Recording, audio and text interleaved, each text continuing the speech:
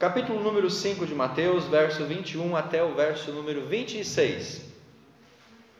Ouviste o que foi dito aos antigos: não matarás, e quem matar estará sujeito a julgamento.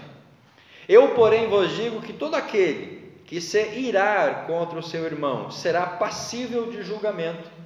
Quem o chamar de insensato será réu diante do tribunal, e quem o chamar de tolo será réu do fogo do inferno. Portanto, quando apresentares a tua oferta no altar, se ali te lembrares de que o teu irmão tem alguma coisa contra ti, deixa diante do altar a oferta, vai primeiro reconciliar-te com o teu irmão, depois vem apresentar a oferta. Entra logo em acordo com o teu adversário, enquanto estás com ele a caminho do tribunal, para que ele não te entregue ao juiz, e o juiz ao guarda, e serás lançado na prisão. Em verdade te digo que de maneira nenhuma sairás dali enquanto não pagares o último centavo. Vamos orar? Pai querido, nós estamos diante da Tua Palavra nesta oportunidade. E nós queremos, Deus, que a Tua Palavra possa falar profundamente aos nossos corações nessa noite. E que o Espírito Santo de Deus possa ser o agente mediador, Pai, entre a letra, entre aquilo que nós vamos falar, aquilo que os irmãos vão ouvir e vão entender. Que Teu Espírito agora possa ter agora, Pai, a liberdade de aplicar esta palavra a cada necessidade dos nossos irmãos, da nossa igreja. Nós dependemos do Senhor, do Teu Santo Espírito, nesse momento, Pai. Toma as nossas vidas. Essa é a nossa oração no nome de Jesus. Amém.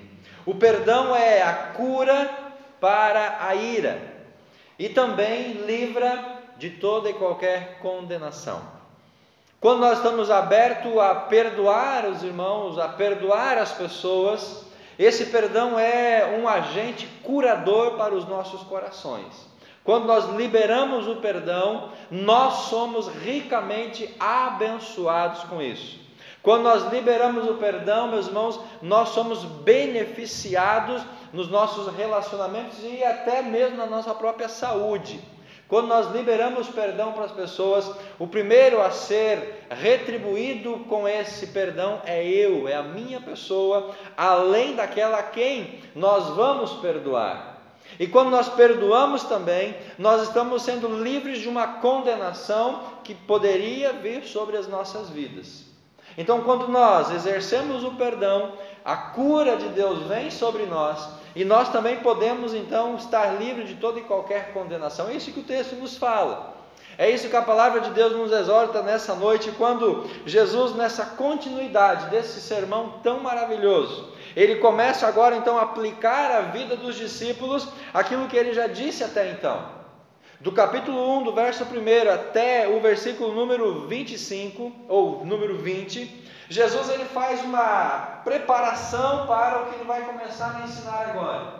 Jesus até aqui, irmãos, nesses primeiros 20 versículos, ele lança a base, ele lança o alicerce de aonde ele vai começar a construir agora todo o seu ensinamento, toda a sua interpretação dos relacionamentos.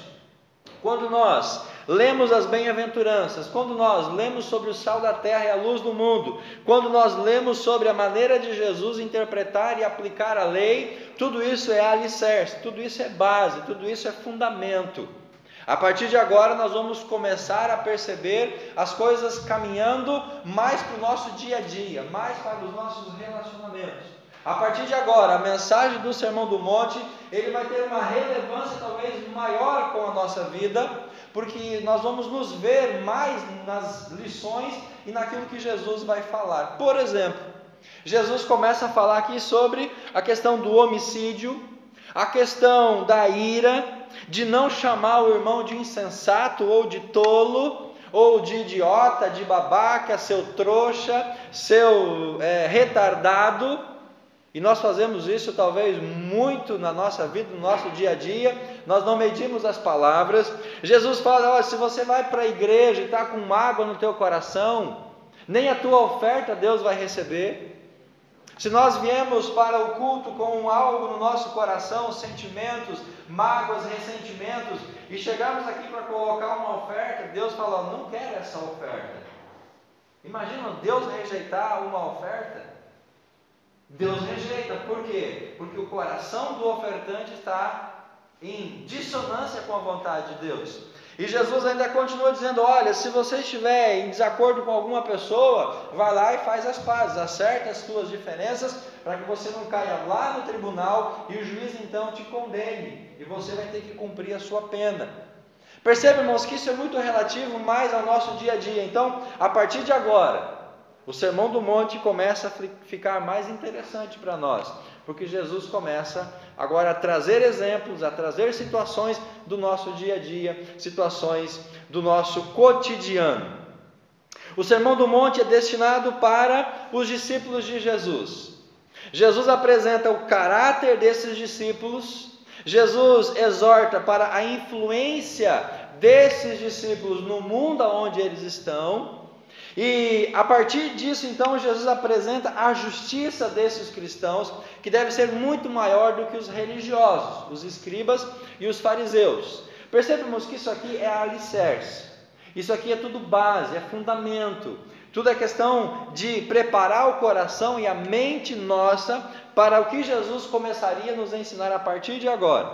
Depois então Jesus apresenta a sua definição de justiça cristã, esclarecendo questões sobre a lei, como ele vê a lei, como ele define, como ele interpreta questões duvidosas, como Jesus faz essa relação entre o Antigo e o Novo Testamento, e como Jesus então vê essa questão da lei e da graça do Evangelho. Nós vimos isso no domingo passado, porque a partir desse fundamento, nós vamos agora exercer, nós vamos construir a nossa vida cristã. Em relação à lei, mas eu preciso pontuar 3 questões aqui para a gente poder continuar, que é uma recapitulação. Primeira questão, quando se trata da lei, Jesus trata de todo o Antigo Testamento. E aquilo que Jesus falou sobre a lei nos versículos anteriores, era uma referência a todo o Antigo Testamento, de Gênesis a Malaquias, passando pelos 10 mandamentos, passando pelos profetas, tudo o que estava registrado no Antigo Testamento que servia para o povo de Israel. Agora, todo esse material do Antigo Testamento, nós podemos dividir em 3 áreas, ou em 3 realidades. Primeira delas, a questão cerimonial, a questão judicial e a questão moral. Então, toda a lei, todo o Antigo Testamento, nós dividimos nesses 3 elementos: judicial, cerimonial e moral. 3 aspectos da lei. Desses 3 aspectos, 2, Jesus, na sua vinda, na sua vida, no seu ministério, ele cumpriu, e nesse cumprimento nós ficamos isentos de cumprir a letra do Antigo Testamento nesses 2 requisitos. Mas resta um que ainda nós também temos que dar continuidade. É isso que eu quero pontuar de maneira bem objetiva. Então vamos lá. A questão cerimonial da lei. O que é isso? A questão cerimonial envolvia os holocaustos, os sacrifícios, os ritos, as cerimônias ligadas à adoração do povo no templo ou em qualquer outro lugar que o povo se reunia para cultuar a Deus, para adorar a Deus. Então toda aquela questão que você encontra no Antigo Testamento, do tabernáculo, dos utensílios do tabernáculo, de todo aquele cerimonial de farinha, de azeite, de holocausto, de oferta daqui, oferta de lá. Então todo esse cerimonial que está ligado à adoração, tudo isso Jesus ele já cumpriu, foi tudo cumprido por Jesus, e hoje o discípulo não precisa se sujeitar àquela questão cerimonial. Você não precisa mais trazer uma farinha para o templo, não precisa mais matar um animal para adorar a Deus no templo, não precisa mais de um intermediário, não precisa mais de toda aquela realidade, porque tudo aquilo apontava para Jesus. Então, quando você lê lá Levítico, Êxodo, Números, toda aquela questão de cerimonialismo para o culto, meu irmão, tudo isso foi em Jesus cumprido. E uma vez em Jesus cumprido, nós não precisamos mais cumprir. Por quê? Porque agora nós precisamos depositar nossa fé em Jesus. Então, é depositando a minha fé em Jesus, é me sujeitando a Jesus, eu vou estar cumprindo o aspecto cerimonial da lei de Jesus. Agora, para um pouquinho comigo e pense. O que a igreja hoje está fazendo? A igreja evangélica hoje está trazendo para o culto cristão evangélico aquela carga cerimonial do Antigo Testamento, com objetos, o candelabro, o chofar, algumas coisas, uns elementos. Então, as pessoas estão trazendo essa questão material do Antigo Testamento, das cerimônias, para dentro da igreja, para o culto cristão. Não tem sentido, não tem propósito, não há necessidade disso. Não há necessidade de reconstruir o templo de Salomão, porque nós não precisamos mais desse cerimonial. Hoje, meus irmãos, é pela fé. Através da fé você chega a Jesus, da sua sujeição a Jesus, você cumpre todo esse material da questão cerimonial. O segundo aspecto, a questão judicial, é aquela legislação dada para a nação de Israel, que era uma nação teocrática, para as circunstâncias momentâneas em relação com o próximo. Então, tudo o que dizia relacionamento com o próximo, essa questão judicial nesse contexto, para uma nação teocrática, isso acabou sendo mudado de uma maneira muito simples. Por quê? Toda essa questão teocrática foi trazida hoje para a igreja. E a igreja é a nova nação do Senhor. A igreja é o povo do Senhor. E uma vez que Jesus traz toda essa questão de relacionamento com o próximo para a sua ótica e aplica isso para nós não precisamos mais seguir aqueles elementos judiciais. Por exemplo, a lei do olho por olho, dente por dente. O que dizia? Se alguém te cortasse um dedo, você tinha o direito de ir lá e cortar o dedo do outro.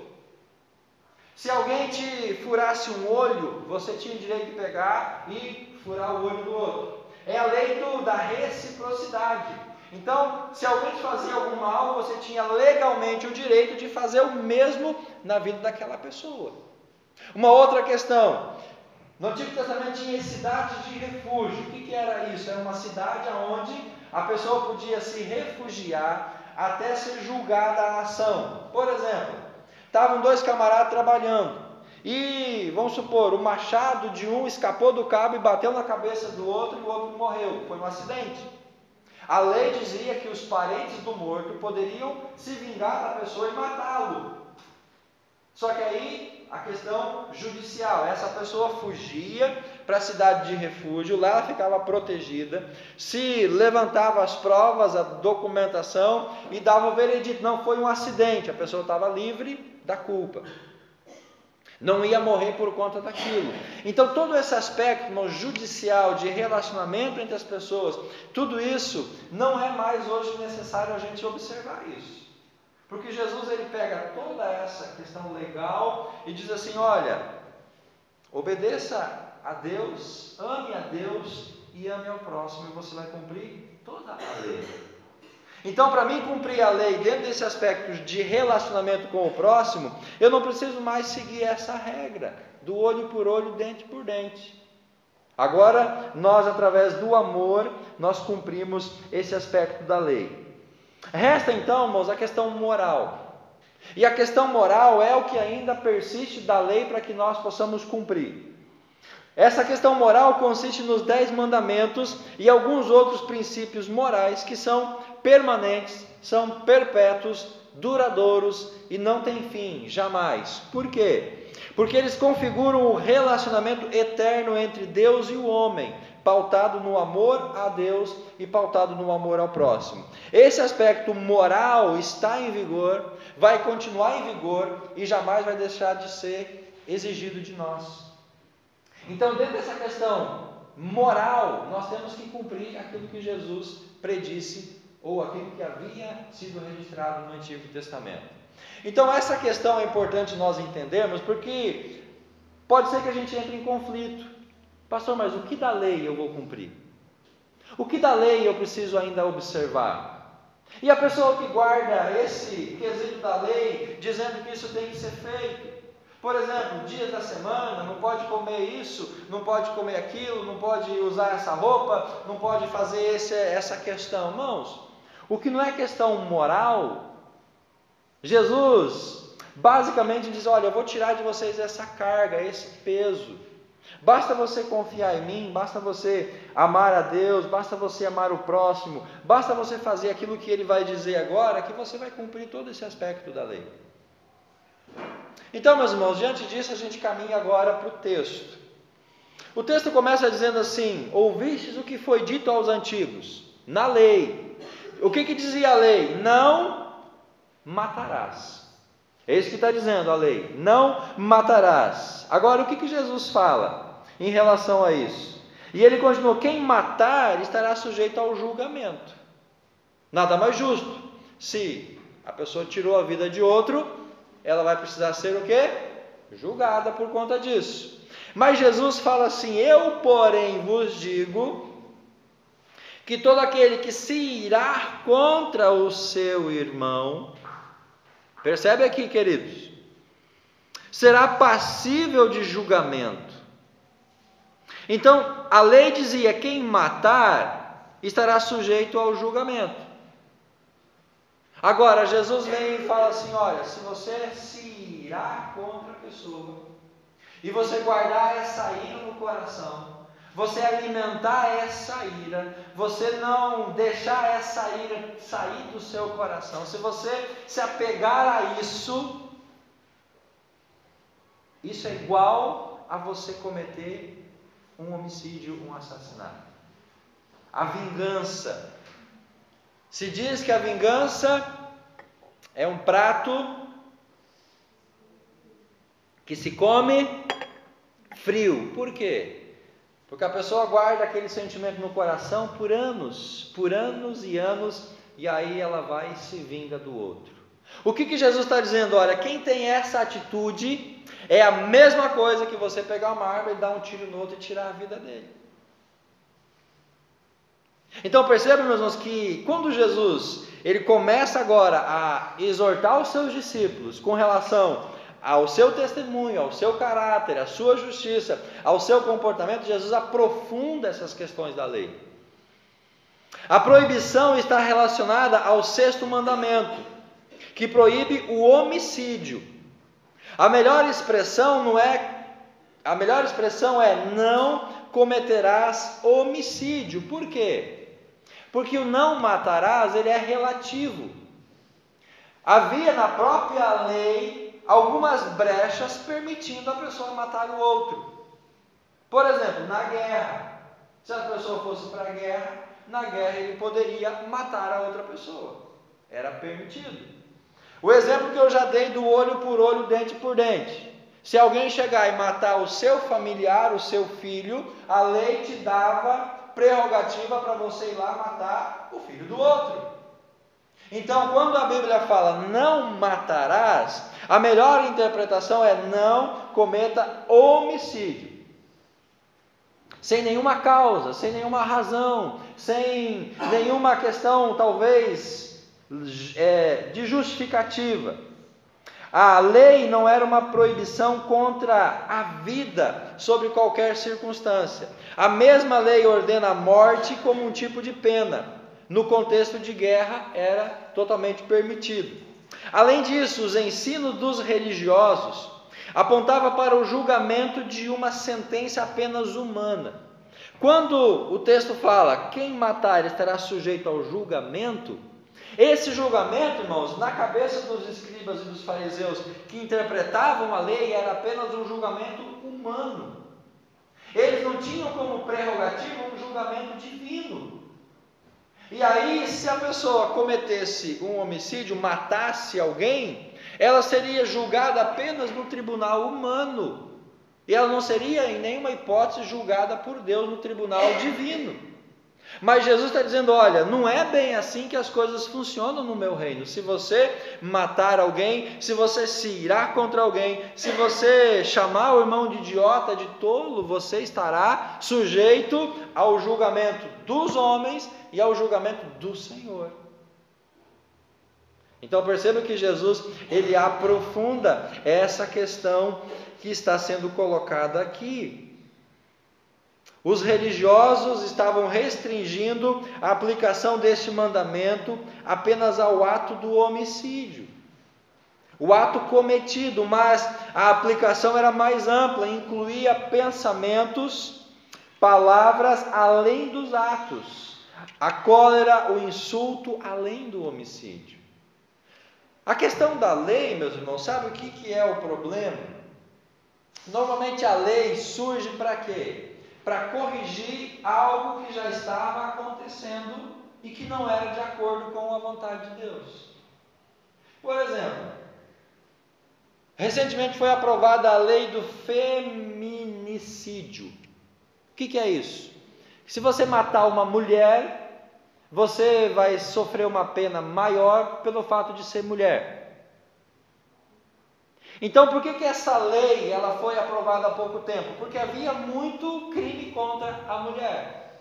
Então, ao constatar muito crime contra as mulheres, se criou uma lei para coibir essa atitude. A lei normalmente surge para isso, para coibir uma atitude errada das pessoas.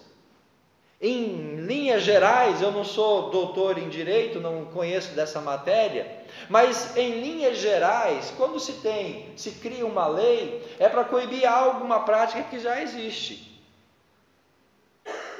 Mas Jesus, quando ele trata dessa questão do homicídio e da lei toda do Antigo Testamento, Jesus ele vai além de coibir uma atitude que já estava acontecendo. Ele vai além de levar a pessoa a não cometer aquele ato. Jesus ele tem a intenção de prevenir que aquelas coisas aconteçam. E o texto fala isso. Não mate. Se você matar, você vai ser julgado. O julgamento viria depois do ato cometido. Mas Jesus fala assim, olha, se você se irar, você já vai ser réu de julgamento. O que ele está dizendo com isso? Não deixa a ira entrar no coração, não deixa essa ira crescer no seu coração, não deixa essa ira tomar conta de toda a sua vida, para que depois então você vá lá e cometa a atitude. A intenção de Jesus era prevenir para que o homicídio não acontecesse. E qual que é o caminho para prevenir isso? Evitar que ira fique dentro do coração das pessoas. Então, se eu não me irar contra as pessoas, por que eu vou matá-lo? Se eu não me indispor com uma pessoa, por que eu vou lá tirar satisfação com ela? Se eu não ficar de mal com alguém, por que eu vou chamar ele de tolo, de idiota, de imbecil? Jesus está prevenindo de que a situação venha a se concretizar. Outro exemplo, nós vamos falar sobre isso depois, na sequência, sobre o adultério. Jesus não está apenas querendo punir aquele que já adulterou. Ele está dizendo assim, olha, se você pensar, é a mesma coisa. Então tira esse pensamento do coração. Porque, meus irmãos, você que é casado, ninguém acorda de manhã e diz assim, hoje eu vou trair o meu cônjuge. Não, ninguém faz isso. A traição é o resultado de uma longa jornada de acúmulo de sentimentos, de ressentimentos, de afastamento. Então, as coisas vão indo, vão caminhando, você vai estar se dispondo e de repente lá na frente você comete o ato. É isso que Jesus está nos ensinando. Olha, você como discípulo de Jesus, para que você não tire a vida, para que você não cometa um homicídio, comece não permitindo que a ira, que a revolta, que a mágoa, que a angústia, que o ressentimento fique no seu coração. Tem um ditado que diz assim: olha, você até pode permitir que um passarinho sente na sua cabeça, mas não permita que ele faça ninho na sua cabeça. Mais ou menos assim. E alguém disse que esse é um versículo da Bíblia, mas eu nunca achei esse texto na Bíblia.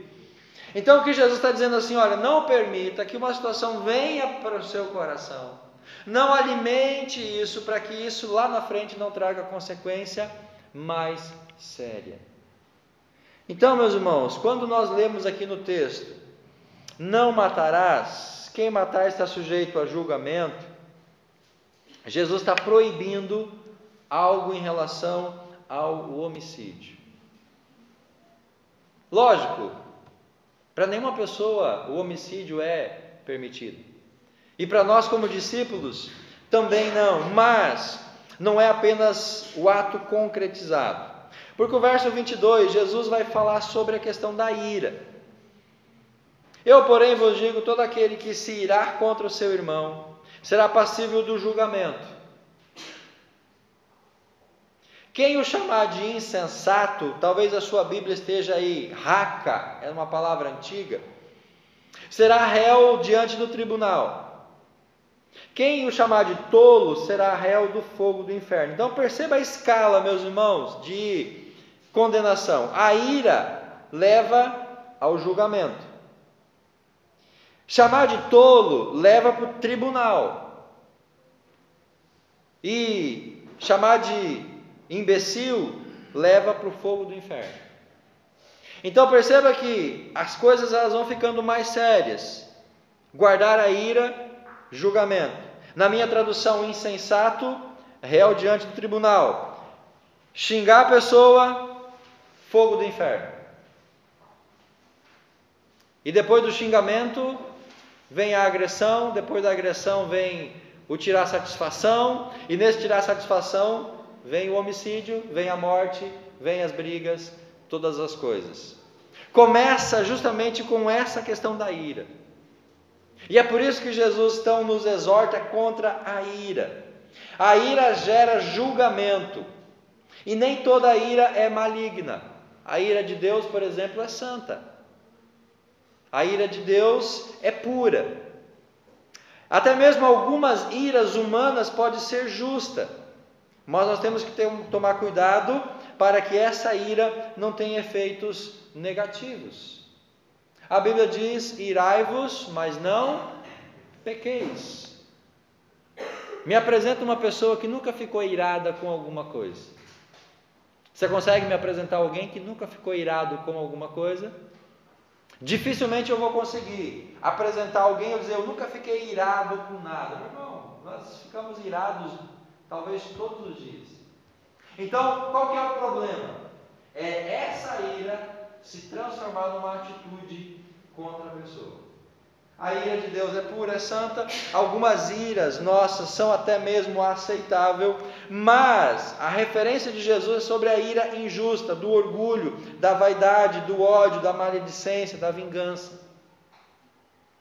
É quando essa ira ela começa então a mudar o nosso relacionamento, o nosso comportamento, a nossa atitude.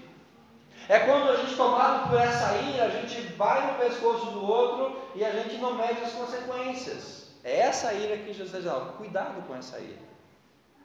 Cuidado, porque essa ira pode te levar para a condenação. O insulto torna o réu, ou a pessoa réu do sinédrio. Esta ira injusta pode levar o coração a proferir palavras de insulto contra a inteligência dos seus irmãos. Na minha tradução, quem chamar de insensato. Palavras semelhantes seriam cabeça oca, pateta, estúpido, cabeça dura. Quando eu chamo alguém dessas palavras, eu estou me submetendo ao julgamento diante do tribunal. Seria mais ou menos assim: chegar ao pastor, o irmão me chamou de pateta. A gente pode reunir o corpo diaconal, o conselho da igreja e disciplinar a pessoa só por chamar de pateta. É isso que a Bíblia está dizendo. Se chamar de pateta, cabeça oca, de tola, de idiota, já é réu do julgamento. Reúne o sinédrio e já pode aplicar uma sanção sobre a pessoa. Agora, a blasfêmia torna a pessoa réu do inferno. A palavra tolo caracteriza pessoas que negavam a existência de Deus e assim mergulhavam na prática do mal. Pode ser traduzida por rebelde, apóstata, renegado, coração endurecido. Assim, aquele que afirma que o seu irmão está condenado ao inferno, está ele mesmo em perigo de ir para o inferno. Chamar a pessoa aqui de tolo é réu do fogo do inferno. E essa palavra tolo significa exatamente isso, a pessoa que no nosso julgamento não quer nada com Deus. Aí eu olho para os irmãos aqui de cima, eu posso ver todos vocês e vejo algumas questões diferentes em alguns irmãos, e eu digo assim, essa pessoa, porque está vestindo diferente, de bermuda na igreja, essa pessoa porque está com o cabelo comprido, essa pessoa porque torce para o Vasco, essa pessoa porque isso, esse vai para o inferno. Essa atitude, irmão, Jesus está dizendo, olha, cuidado, porque se você pensa isso da pessoa, você está correndo o risco de ir para o inferno antes dele. É esse pré-julgamento. Chamar a pessoa de tolo torna réu do fogo do inferno por conta disso. Porque essa palavra tolo tem toda essa carga. Apóstata, renegado, coração endurecido, né? É uma pessoa infiel, é uma pessoa que não quer nada com Deus, é uma pessoa que não está nem aí para as coisas de Deus. Quando eu penso isso da pessoa, eu estou colocando a minha vida em risco. Por quê? Porque se eu penso isso do outro, o meu coração não está em consonância com Deus. Então, irmãos, a ira, ela é algo justamente perigoso por causa disso. Porque a ira dá lugar ao mau pensamento em relação à inteligência da pessoa. Ele é um idiota, ele é um bobo, é um paspalhão, ele é uma topeira, uma mula. E depois disso, não, mas aquela pessoa não vai receber a Jesus, ele não é crente, ele só está enganando e ele vai para o inferno. Então, as coisas vão crescendo e vão trazendo mais condenação para a gente mesmo. Jesus dá dois exemplos a partir do verso 23 até o verso 26. Quando eu guardo a ira no meu coração, quando eu penso mal das pessoas, quando eu não resolvo a minha situação com elas, Jesus traz dois exemplos. A primeira delas é a proibição da oferta. Alguns apóstolos, bispos, deveriam ler esse texto. Portanto, quando apresentares a tua oferta no altar, se ali te lembrares de que tem alguma coisa contra o teu irmão, deixa diante do altar a oferta, vai primeiro, reconcilia-te com teu irmão, depois vem e apresenta a tua oferta. Traduzindo esse texto hoje, seria mais ou menos assim, olha, você se arrumou bonitinho, botou aquela roupa bonita que você guarda para ir na igreja, você foi para a igreja prestar um culto de louvor, de adoração a Deus, você chegou lá na igreja, você está lá louvando, exaltando, glorificando, no maior adoração, e aí você lembra que você saiu de casa brigado com o cônjuge. Vou dar um exemplo. Você tem que, naquele momento que você lembrou, sair da igreja, volta para casa, pede perdão para o cônjuge, reconcilia com ele, volta para a igreja e termina a sua adoração a Deus. Ou, se você brigou com o pai, brigou com a mãe, enfim, se você lembrou que você tem algo contra alguém, para o culto, interrompe a sua adoração, vai e se reconcilia com a pessoa, depois volta e continua. É isso que Jesus está dizendo aqui no texto. Então, naquele contexto, a pessoa levava a oferta para o altar, mas se ali ela lembrasse de alguma coisa, antes de consagrar a oferta, tinha que deixar a oferta lá. Voltar, acertar as coisas e depois vir e dar continuidade. Agora, meus irmãos, se nós chegamos na igreja para cultuar a Deus com o coração com ira, com mágoa, com ressentimento, com alguma questão pendente no nosso relacionamento, que adoração é essa que a gente vai oferecer para Deus?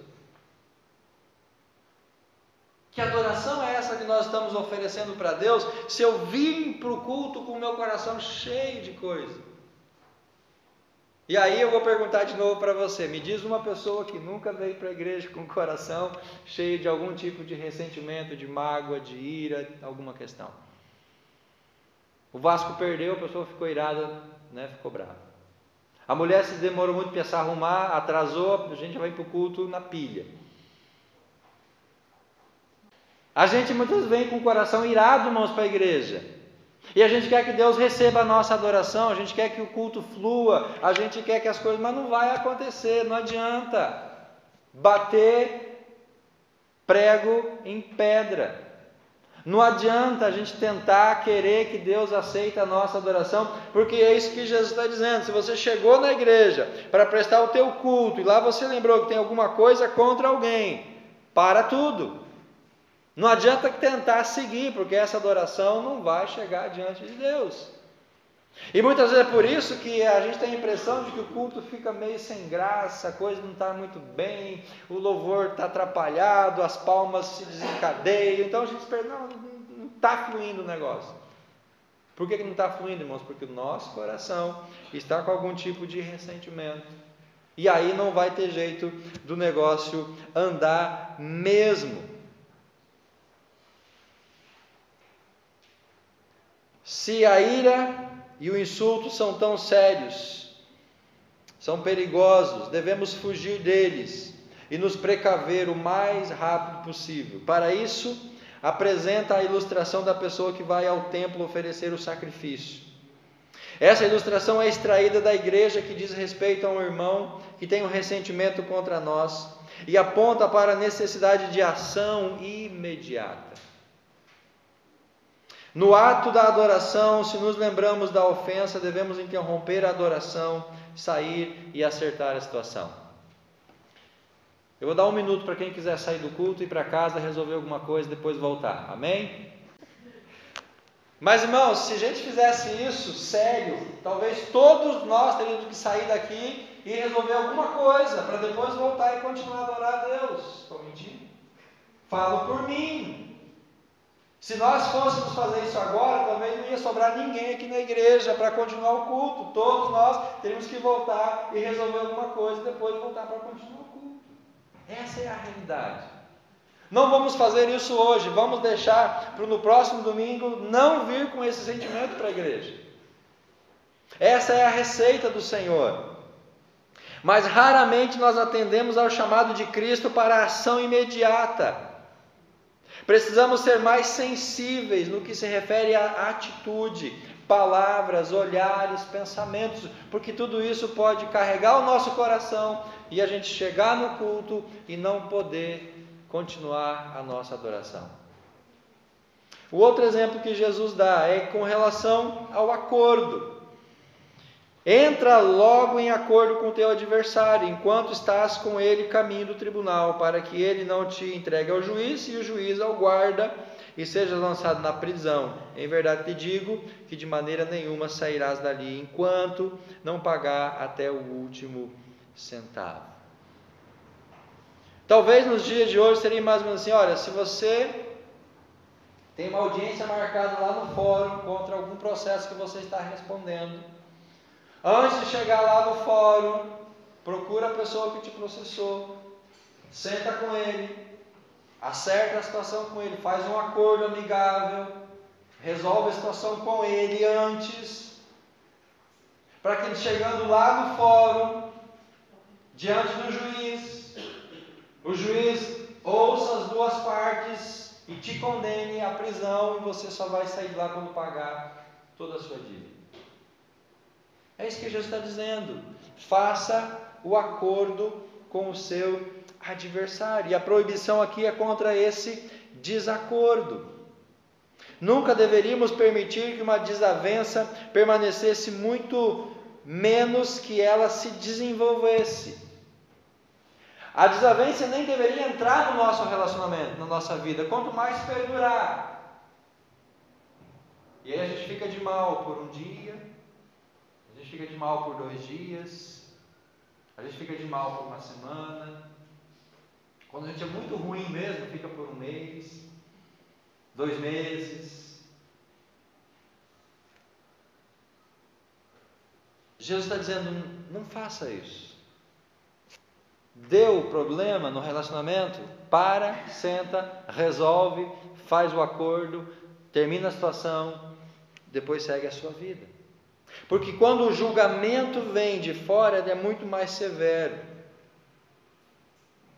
Então, meus irmãos, nós não podemos dar pano para manga, não devemos retardar em fazer as pazes. Aí a gente briga com o pai e com a mãe, fica lá de burro, a gente fica de mal, a gente não dá o braço a torcer. A gente briga com a esposa ou com o esposo, com o cônjuge, a gente, dorme de bunda um para o outro, desculpa a expressão, mas a gente vira as costas e guarda o ressentimento um dia, 2 dias, uma semana, dorme em cama separada e depois de um mês a gente faz as pazes. A gente briga no trabalho, a gente se desimpõe, a gente se indispõe com as pessoas, a gente guarda esse sentimento, a gente vai levando isso.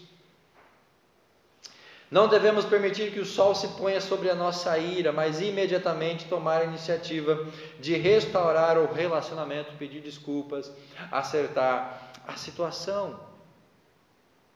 Porque se nós deixarmos, irmãos, as questões crescerem cada vez mais, fica mais difícil. E é isso que Jesus está dizendo: olha, faça o acordo. Se apresse, tome a iniciativa, resolva a situação, para que a consequência não seja muito mais devastadora. Por isso, meus irmãos, o perdão, ele cura a ira que começa a brotar no nosso coração. Quando a gente começa a sentir aquele sentimentozinho de ira, de mágoa, de revolta, perdão, para isso não prosseguir.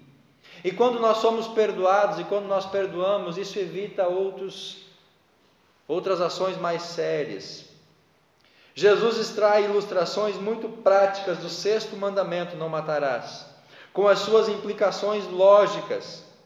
Se queremos evitar o homicídio perante Deus, devemos tomar todas as possíveis medidas positivas para vivermos em paz e em amor com todos os homens. Ninguém vai cometer um homicídio contra uma pessoa que ele ama. O amor platônico não é amor, é doença. Pessoa que mata por amor, não matou por amor, matou por doença. Você não vai matar quem você ama. A pessoa mata o desafeto, mata o adversário, mata o inimigo, mata o concorrente, mas não mata a pessoa que ama. E por isso Jesus fala: olha, para não cometer o homicídio, não permita que o sentimento, o ressentimento, a mágoa, ela possa perdurar nos nossos corações. E assim, meus irmãos, que o perdão cura a ira e livra da condenação, porque eu não vou cometer o ato contra a outra pessoa. É isso que Jesus nos ensina como discípulos, a partir do não matarás. Percebam, irmãos, que Jesus vai mais além: não cometa homicídio. E aí eu fico muito feliz, porque eu nunca cometi um homicídio. Eu nunca tirei a vida de uma outra pessoa. Nem uma barata eu matei em toda a minha vida. Eu sou santo, eu sou muito bom. Eu não fiz nada de mal contra ninguém.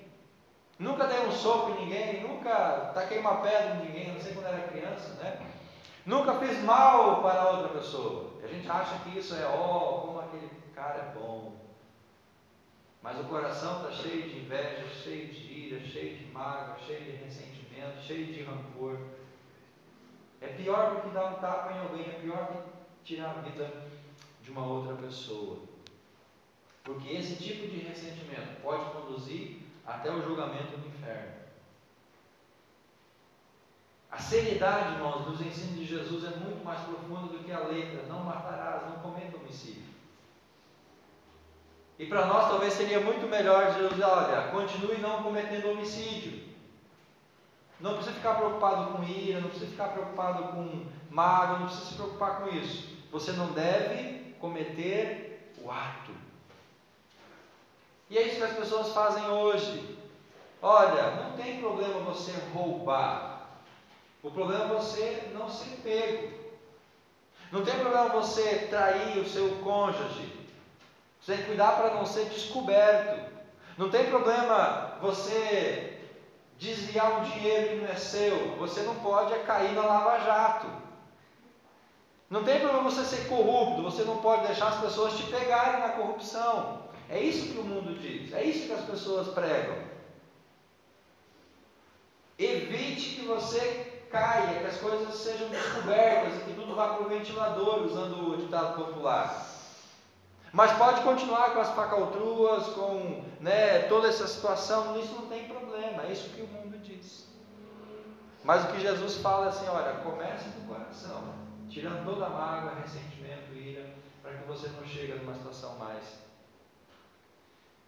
séria.